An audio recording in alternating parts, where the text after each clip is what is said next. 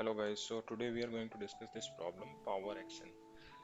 So the question is given something like this, that we are given two numbers, that is x and n, and we have to find x raised to power n, right? For example, if we are given x is 2 and n is 2, then answer should be 4.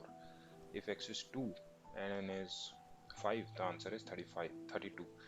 For example, if x is 2 and n is 10, the answer is 1024, and so on, right? It can be the floating point numbers. um, so there can be two methods. So first method is we can keep on multiplying the number uh, by itself, but here if we see that n can range from minus 2 raised to power 31 to 2 raised to power 31 minus 1. So if we see it, how much it will become, so 2 raised to power 31 will become a huge number, right? 2 billion. So that will, if we have a n which is 2 raised to power 31, then we have to do 2 billion iterations in a for loop, and that will cause the time limit exceed, that's for sure. So what we are going to do is we are going to perform a halfway binary search sort of operation. So let's see how we are going to do it. So for example, we have x equal to 2, n equal to 10. So we will be taking, so first of all, we will be storing the square or the power of a number in a hash map. So basically we are going to do a dynamic programming. So let me write it here, dynamic programming. So dynamic programming is nothing but just we store some of the values which we actually calculate again and again. That's the dynamic programming. So we'll be having a DP array, which we can say it a hash map, and in this DP array we are going to store the powers. So for example, 2 raised to power 0 is 1, so key is power and value is value. 2 raised to power 1 is 2, 2 raised to power 2 is 4, 2 raised to power 3 is 8, and so on. But we are actually not going to store all the values. We are going to jump half uh, into the element, that is this n, and then we are going to store it. For example, let's see how we are going to do it. So first of all, we will okay, let me go back to the code for a second. So what we will have is we'll have x and we'll have n. So if n is smaller than 0, then we will do x is equal to 1 upon x, right? Because it will be something as 1 upon 2, and n will be made positive, because if n is negative we'll make it positive. And then we'll go into this recursive function fun, which takes x and n, and we are just calculating n by 2 if it is not in the this unordered map. So this unordered map, this is a dictionary in Python, which is our DP array, right? And then we are going to so I'll be just jumping onto this function fun, which has x and n on the first instance. Okay, so I am on fun, x is 2 and n is 10, right? Let's ignore x for a time because it remains same. So we'll just check whether n upon 2, which is equal to 5, exists in the hash map or not. So initially hash map is all empty, right? So this was the hash map I have shown you for the reference. Let me delete it. It's all empty, so it's not there. So we will jump to, so what we'll do, unordered map 5 or hash map 5 is equal to fun 5. So we'll jump to 5.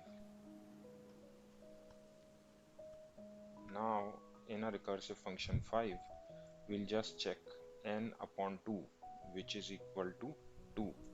So if 2 the key 2 exists in hash map, no, hash map is still empty. So we'll just store the result of 2 back in the hash map when we'll fall back from the function. We have fun 2, So we'll just check whether um, oh, we'll do a half again. So we are actually doing a half every time. Half is equal to 1. So if unordered map 1 exists in the hash map, no. So we'll jump to fun1. Now in fun1, what will happen? We will do a half of fun1, which will be equal to 1 by 1, which is equal to 1.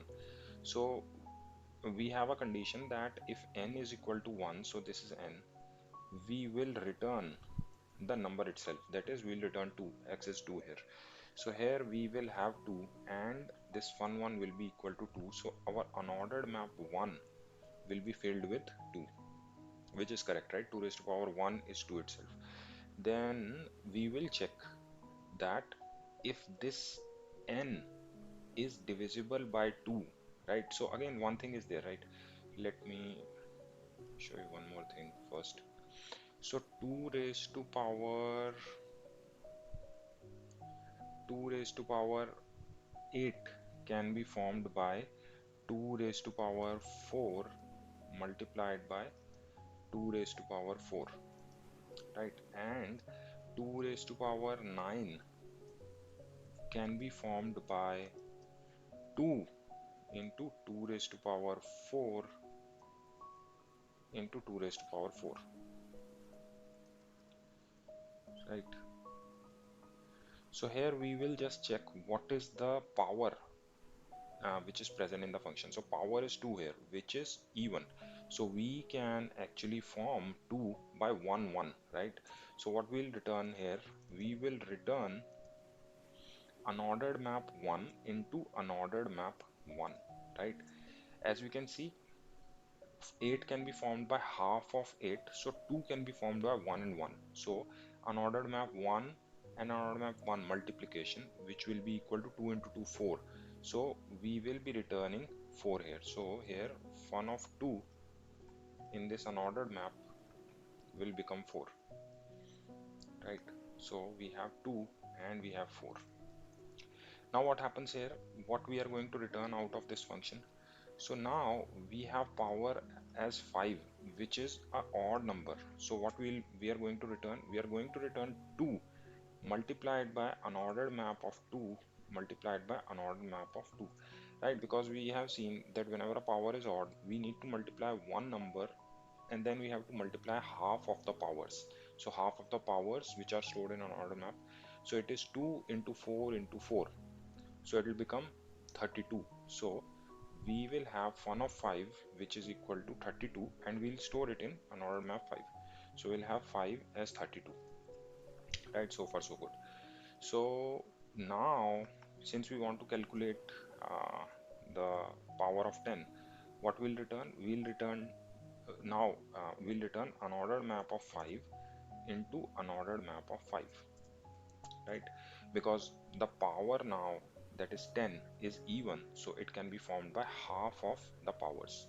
Like we do not need to insert 2 in front of it, right? So what is a 5 into 5? So it will be 32 into 32, which will be equal to 1024. So that's the answer.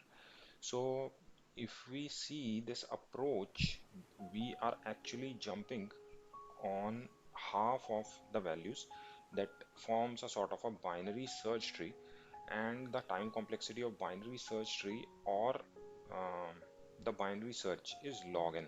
So if n is 10, so its time complexity would be O of log of 10. So it's significantly reduced as compared to O of n. So now let's quickly see the code. So we have this input function. We have considered that if n is smaller than 0, we will make 1 upon x and we'll make n positive. Otherwise, it's fine. We will go ahead with x and n. So if n is 0, we'll return 1 because power 2 raised to power 0 or 5 raised to power 0 is always 1. And for if power is 1, that is 2 raised to power 1 is 2, 5 raised to power 1 is 5. That is, any power of a number which is 1 is always a number, any power of a number which is 0 is always 1. Then we are going to do, what we are going to do is, we are checking that if this is a floor division which is equal to upon 2 in C++. So in C++ this statement will be something as n upon 2 is present in uh, an odd map or not. So if it is not present, we are jumping uh, onto the half of the fun. So this n by 2 is actually a half. That's why we are getting log n. Then we are again onto this function. Then finally, when we are here, that is n equal to 1, we'll return x, we'll fill the value, and based on the number is divisible by 2 or not, we are going to return the appropriate value, right? So that's how this code works out. So if the number is um, the power, if the power is divisible by 2, then we are just going to return two values, and if power is not divisible by 2, then we are going to return number multiplied by half power multiplied by half power. So thanks a lot, have a good day, bye.